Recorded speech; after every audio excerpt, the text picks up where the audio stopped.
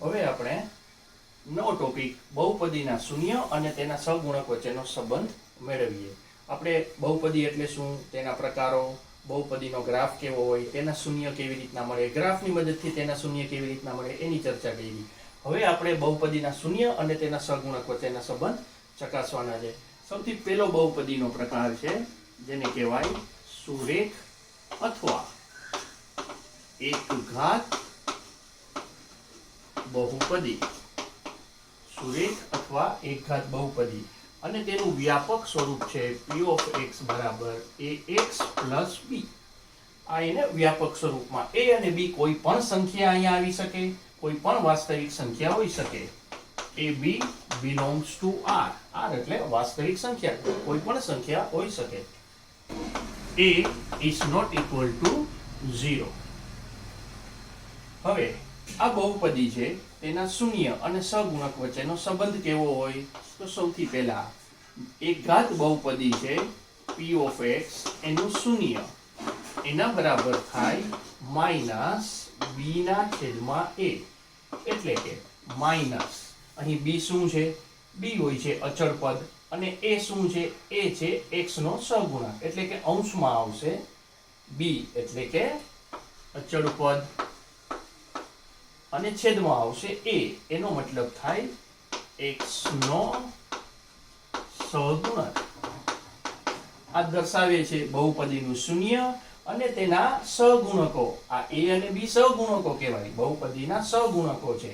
તો શૂન્ય અને તેના સહગુણક વચ્ચેનો આ સંબંધ થયો. અને આ એકઘાત બહુપદી છે. દાખલા તરીકે એકઘાત બહુપદી છે p of x બરાબર 2x ઓછા 5. તો આ બહુપદીનું શૂન્ય અને તેના સહગુણક વચ્ચેનો સંબંધ આપણે મેળવવો હોય તો બહુપદીનું શૂન્ય આપણને મળે p of x નું શૂન્ય મળશે માઇનસ અહીં a એટલે અહીં સૌથી પહેલા a અને b નોંધી લઈ. a કેટલા છે? x નો સહગુણક 2 છે. b કેટલા છે? b એટલે કે અચળ પદ છે -5. b એટલે -5. તો આ બહુપદીનું શૂન્ય p of x નું શૂન્ય મળે b ના છેદમાં a. એટલે કે માઇનસ b ની જગ્યાએ આપણે લખવાનું છે -5 અને a ની જગ્યાએ લખવાનું છે 2. માઇનસ માઇનસ પ્લસ 5 ના છેદમાં 2. આ બહુપદીનું શૂન્ય થયું. આવી રીતના આપણે એકઘાત બહુપદીનો સંબંધ મેળવ્યો.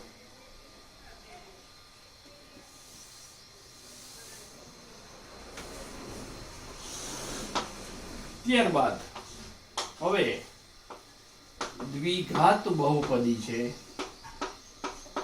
દ્વિઘાત બહુપદીના શૂન્ય અને સહગુણક વચ્ચેનો સંબંધ ચકાસી લઈ. સૌથી પહેલા દ્વિઘાત બહુપદી છે p of x એને વ્યાપક સ્વરૂપમાં લખાય ax વર્ગ વત્તા bx plus c. અહીં a b અને c કોઈ પણ સંખ્યા હોઈ શકે એટલે કે abc belongs to r અને a is not equal to 0. એનું મૂલ્ય શૂન્ય ન હોઈ શકે. આ વ્યાપક સ્વરૂપ છે. અને હવે બહુપદી દ્વિઘાત બહુપદીના શૂન્ય અને સહગુણક વચ્ચે શું સંબંધ હોય છે? આપણે અગાઉ પણ બહુપદીના શૂન્ય મેળવ્યા અને દ્વિઘાત બહુપદીને બે શૂન્ય હોય છે. ધારો કે દ્વિઘાત બહુપદીના શૂન્ય, ધારો કે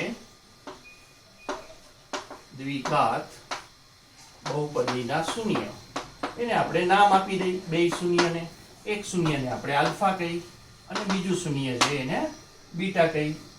એ શૂન્ય આલ્ફા અને બીટા હોય તો સૌથી પહેલું પરિણામ મળે છે આપણને alpha plus beta is equal to minus B ના છેદમાં a. આ શું દર્શાવે છે? આ દર્શાવે છે કે શૂન્યનો સરવાળો, એક શૂન્ય અને બીજું શૂન્ય, બે શૂન્યનો સરવાળો બરાબર માઇનસ બી ના છેદમાં a થાય. માઇનસ બી શું દર્શાવે છે? બી દર્શાવે છે x નો સહગુણક. એ શું દર્શાવે છે? એ દર્શાવે છે x વર્ગનો સહગુણક. અહીં a અને b અલગ છે, અહીં a અને b અલગ છે. એટલે કે શૂન્યનો સરવાળો આલ્ફા પ્લસ બીટા, આલ્ફા અને બીટા દ્વિઘાત બહુપદીના બે શૂન્ય છે. શૂન્યનો સરવાળો મળશે આપણને માઇનસ, અંશમાં આવશે b. b નો મતલબ છે x નો સહગુણક અને છેદમાં આવશે a. એનો મતલબ છે અહીં એનો મતલબ છે x વર્ગનો સહગુણક. એટલે કે દ્વિઘાત બહુપદી છે તેના શૂન્યનો સરવાળો, દ્વિઘાત બહુપદીના બે શૂન્ય આલ્ફા અને બીટા, તેનો સરવાળો હંમેશા -b ના છેદમાં a થાય. એટલે કે -x નો સહગુણક અને છેદમાં મળે x વર્ગનો સહગુણક. અને બીજું પરિણામ છે શૂન્યનો ગુણાકાર આલ્ફા ઇન્ટુ બીટા. શૂન્યનો ગુણાકાર મળે c ના છેદમાં a. અહીં c શું દર્શાવે છે? c નો મતલબ છે અચળ પદ, જેમાં x ન હોય તેને અચળ પદ કહેવાય. એટલે કે અચળ પદ અંશમાં આવશે અને છેદમાં a, એનો મતલબ છે x વર્ગનો સહગુણક. x વર્ગનો સહગુણક. એટલે કે દ્વિઘાત બહુપદીના આપણને બે પરિણામ મળે છે. દ્વિઘાત બહુપદી છે તેના શૂન્ય આલ્ફા અને બીટા. આ બે શૂન્યનો સરવાળો હંમેશા -b ના છેદમાં a થાય. એટલે કે -x નો સહગુણક છેદમાં x વર્ગનો સહગુણક થાય. અને બંને શૂન્યનો ગુણાકાર આલ્ફા ઇન્ટુ બીટા બરાબર c ના છેદમાં a થાય. એટલે કે અચળ પદના છેદમાં x વર્ગનો સહગુણક થાય. આ બહુ અગત્યના પોઈન્ટ છે જેને નોટબુકમાં નોંધી લેશો. હવે દ્વિઘાત બહુપદીના શૂન્ય અને સહગુણક વચ્ચેનો સંબંધ માટેના જે આપણે બે સૂત્ર મેળવ્યા તેનો ઉપયોગ ક્યાં થાય એના માટે એક એક્ઝામ્પલ લઈ. દાખલા તરીકે દ્વિઘાત બહુપદી p of x બરાબર x વર્ગ વત્તા 6x વત્તા 8 ના શૂન્યનો સરવાળો તથા ગુણાકાર મેળવો. શૂન્યનો સરવાળો મેળવવાનો છે અને તેનો ગુણાકાર મેળવવાનો છે. તો સૌથી પહેલા આના માટે આપણે બે રીત છે. સૌથી પહેલી રીત એ છે કે આપણે દ્વિઘાત બહુપદીના શૂન્ય મેળવીએ. શૂન્ય મેળવ્યા બાદ તે બહુપદીના શૂન્યનો આપણે સરવાળો કરશું અને ત્યારબાદ તેનો ગુણાકાર કરશું. તો સૌથી પહેલી મેથડ,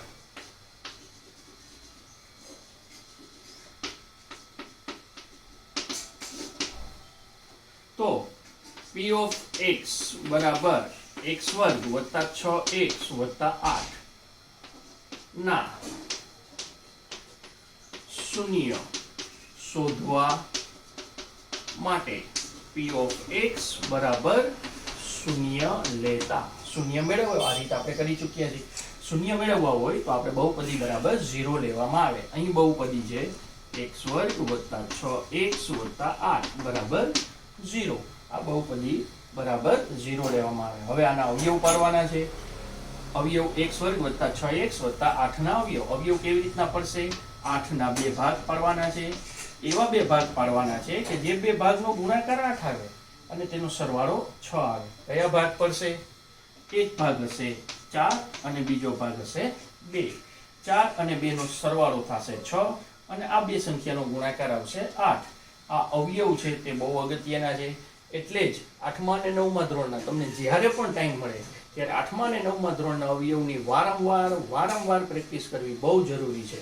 કારણ કે ડગલે ને પગલે 10મા ધોરણમાં અવયવના સૂત્ર વારંવાર આવવાના જ છે, દરેક ચેપ્ટરમાં આવવાના છે.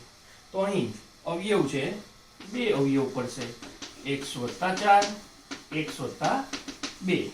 આ બે ભાગ પડ્યા. હવે આપણે x ને સૂત્રનો કરતા કરીએ. પહેલા કૌંસ બરાબર 0 અથવા બીજા કૌંસ બરાબર 0. x ને સૂત્રનો કરતા 4 ઓલી બાજુ જશે એટલે -4. x બરાબર અહીં મળશે આપણને -2. બે શૂન્ય મળ્યા. આ દ્વિઘાત બહુપદીના બે શૂન્ય મળ્યા, -4 અને -2. p of x ના શૂન્ય -4 અને -2. હવે આપણો પ્રશ્ન છે કે શૂન્યનો સરવાળો કરો અને શૂન્યનો ગુણાકાર કરો. હવે આપણે તે એક શૂન્યને આલ્ફા કહી અને બીજા શૂન્યને બીટા કહી. આને પણ આલ્ફા કહી શકો છો, આને બીટા કહી શકો. આલ્ફા અને બીટા બે શૂન્યના નામ આપી દીધા. હવે શૂન્યનો આપણે સરવાળો કરવાનો છે. આલ્ફા પ્લસ બીટા બંને શૂન્યનો સરવાળો -4 પ્લસ -2 -4 -2 ઇઝ ઇક્વલ ટુ -6. ઓછે ઓછે સરવાળો 4 ને 2 6 -6.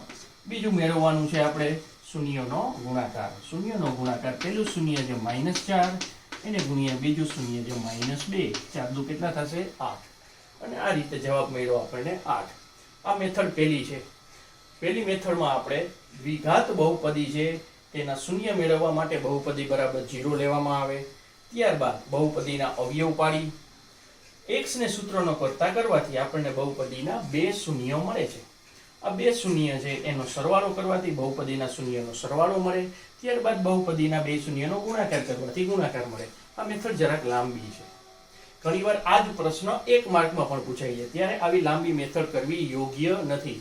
પરીક્ષામાં સમય બહુ મહત્વનો હોય છે અને 1 માર્કના પ્રશ્નમાં જો આપણે આવી લાંબી મેથડ કરીએ તો આપણું પેપર પૂરું થવામાં ઘણી તકલીફ પડે. તો આપણે બીજી મેથડ કરીએ કે જે ડાયરેક્ટ મેથડ છે.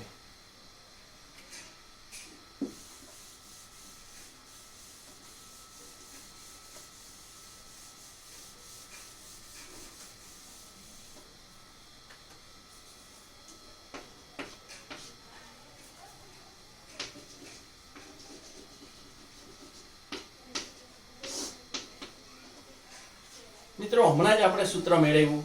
દ્વિઘાત બહુપદીના શૂન્ય અને સહગુણક વચ્ચેનો સંબંધ મેળવવા માટે બે સૂત્ર મેળવ્યા હતા. શૂન્યનો સરવાળાનું સૂત્ર અને શૂન્યનો ગુણાકારનું સૂત્ર. તેને અહીં એપ્લાય કરી શકાય છે.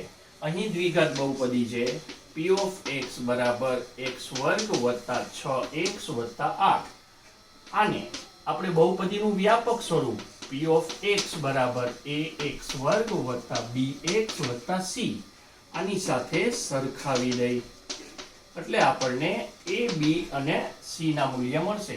અહીં a બરાબર કેટલા થશે મિત્રો? a નો મતલબ છે x² નો સહગુણક. અહીં x² ની આગળ કાંઈ સંખ્યા નથી એટલે એનો મતલબ કે x² નો સહગુણક છે 1. ત્યારબાદ x નો સહગુણક છે એને b કહેવાય. x નો સહગુણક અહીંયા 6 છે એનો મતલબ કે b બરાબર 6 છે. ત્યારબાદ અચળ પદ છે જેને c કહેવાય. અહીં અચળ પદ તરીકે છે 8 એટલે કે c બરાબર થાય 8. સૌથી પહેલા તો a b અને c ના મૂલ્ય લખી નાખવાના છે. હવે આપણો પ્રશ્ન છે કે શૂન્યનો સરવાળો કરવાનો છે અને શૂન્યનો ગુણાકાર.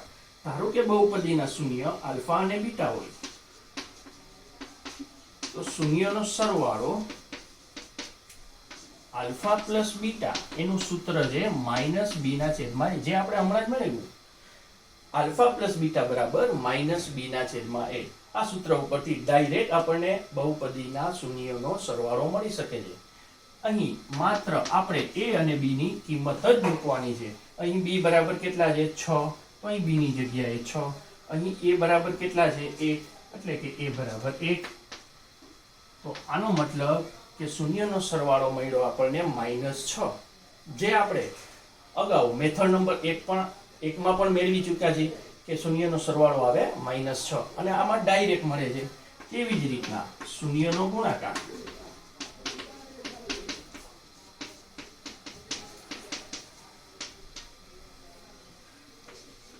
આલ્ફા ઇન્ટુ બીટા એનું સૂત્ર છે c ના છેદમાં a. શૂન્યનો ગુણાકાર આલ્ફા ઇન્ટુ બીટા બરાબર c ના છેદમાં a. અહીં c કેટલા છે? 8 છેદમાં a. અહીં a કેટલા છે? 1. 8 ના છેદમાં 1 થાય 8. એનો મતલબ કે બહુપદીના શૂન્યનો ગુણાકાર 8 થાય અને બહુપદીના શૂન્યનો સરવાળો થાય -6. આ ડાયરેક્ટ મેથડ છે. 1 માર્કના પ્રશ્નમાં જ્યારે તમને પૂછવામાં આવે કે શૂન્યનો સરવાળો મેળવો તો આ ડાયરેક્ટ મેથડ કરવી યોગ્ય છે. કેમ કે લાંબી રીત કરવાથી પરીક્ષામાં આપણો ઘણો બધો સમય વેડફાઈ જાય છે. તો આ ડાયરેક્ટ મેથડ પણ યાદ રાખવા જેવી છે. હવે આને લગતું કેટલું હોમવર્ક પણ આપી દઉં તમને.